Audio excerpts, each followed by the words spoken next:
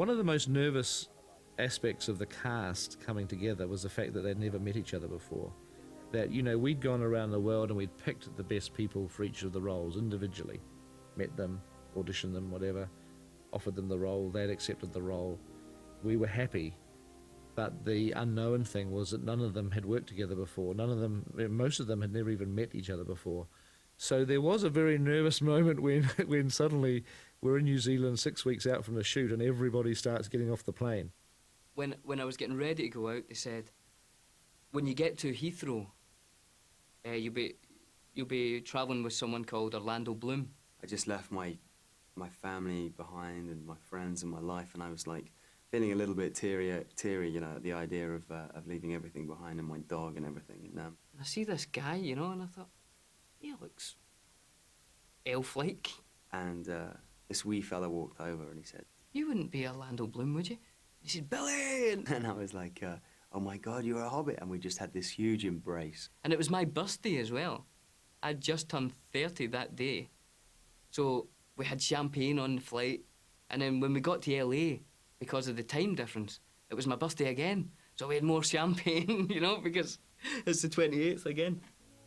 Pete had done something very intelligent, whereby at the start of filming it was the full Hobbits for about 2 months, primarily, just us, no one else. And I really hoped that those four guys would bond, because one, it would make the 15 months go a lot quicker if everybody was friendly and got along. But also for the film, I knew that, you know, having the Hobbits sort of feeling like they really were connecting was something that was important for the movie. So I didn't know anyone, and there's always that fear of going to a new place and uncharted territory. I was there for best part of a year. So it was my life for a year, totally, away from home, just making new friends. It's such an adventure. You don't know who anyone is. Everybody's trying to find their feet and to react and try and be sociable. And that was one of the great things, that these friendships formed with the unlikeliest of people.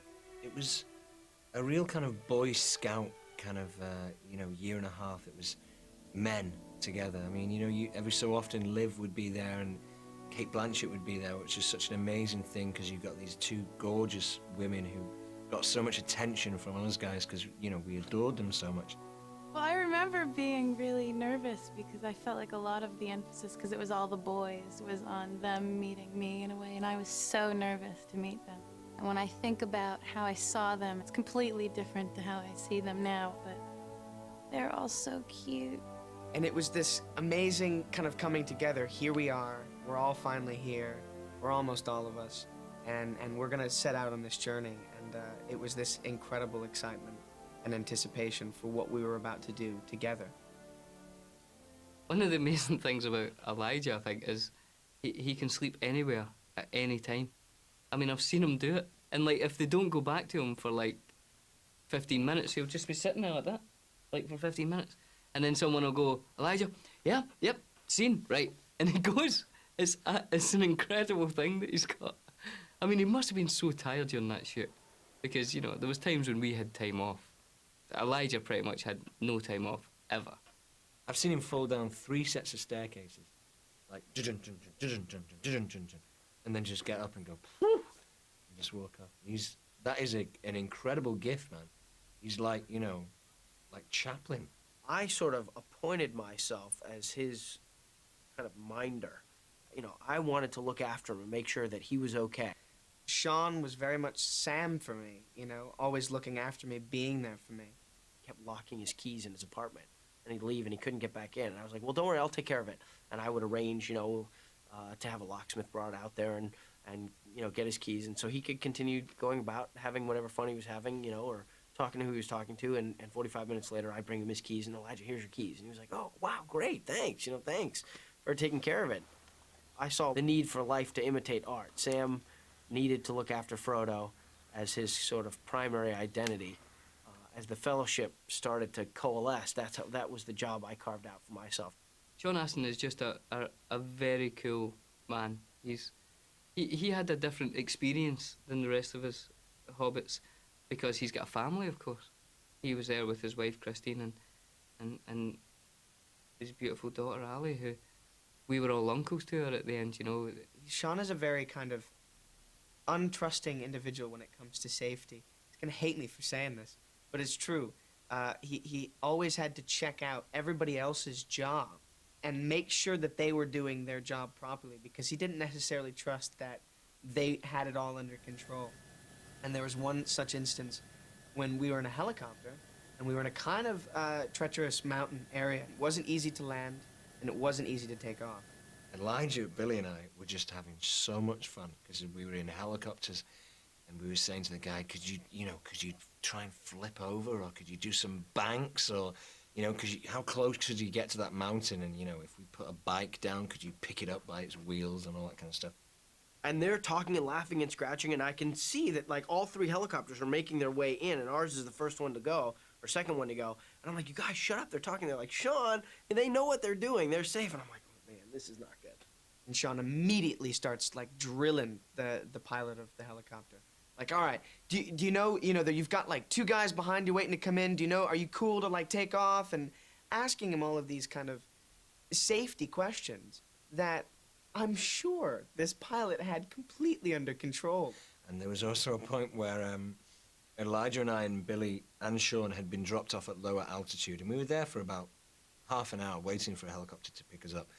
And we were throwing stones at trees and running around and having fun. And Sean was about 100 yards away from us, and he was directing helicopters into land. You see, you got 2 behind you. Hey, Bon. Come on in.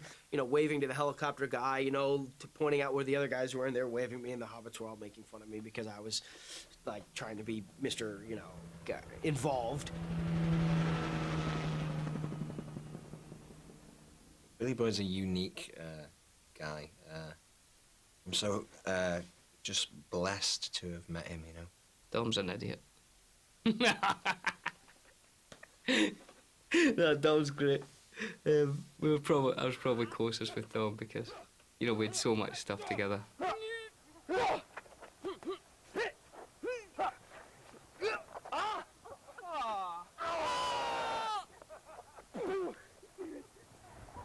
Done and done.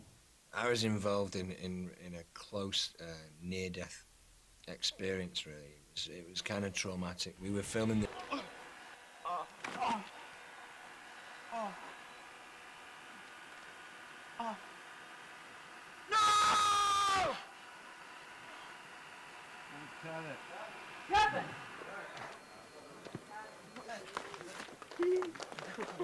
Barry Osborne directed most of the fight between Aragorn and Lurtz. When you're running into that next shot, you really take off. And action, Vigo.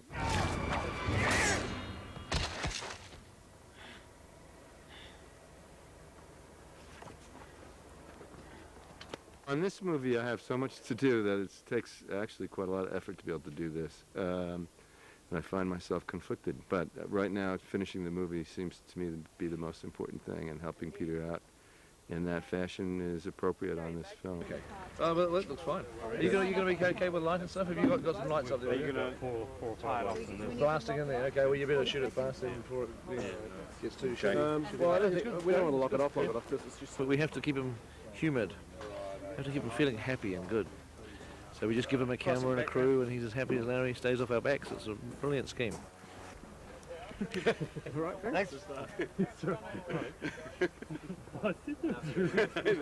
Okay, yeah, now Barry's got a motivation now, you see, you won't. So come towards us, Barry, and raise your sword. That's it. like that.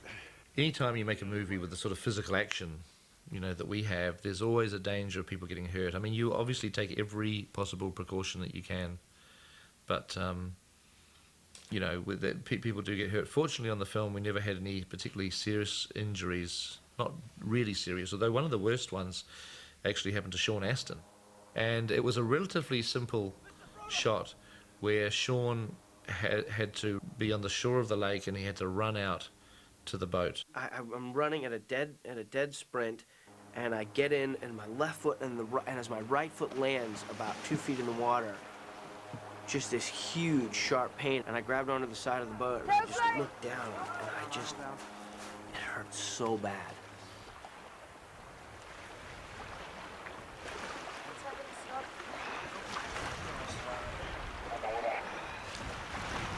him down and have a look at his foot. Mikey, where are you? Let's sit him down and have a look at his foot. You want to sit on the bench or do you want to sit on a chair? His foot had virtually been completely impaled on this shard of glass.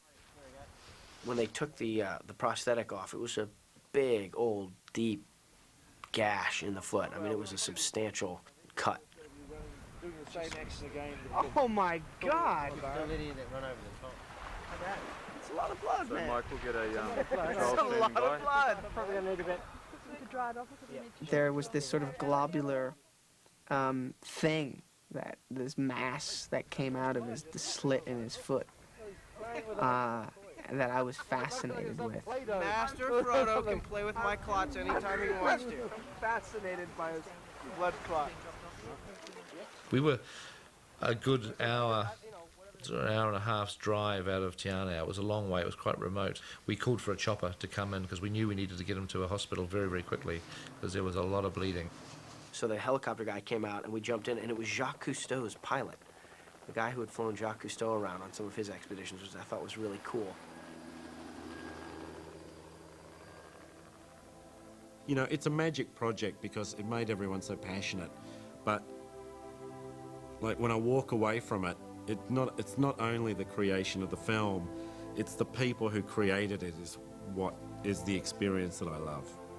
There was an awful lot of love involved in making this film, and it spread out from Peter Jackson, who was typical of his other Kiwis. Dedication and love are all mixed together. It was made with love, it was made with great care and commitment, and I do genuinely think that spirit has made its way onto the screen, and that in a way to me is what the real heart of the Fellowship of the Ring is. It goes beyond the heart of Tolkien's book and something of this incredible spirit that was used making it has made its way onto the finished film.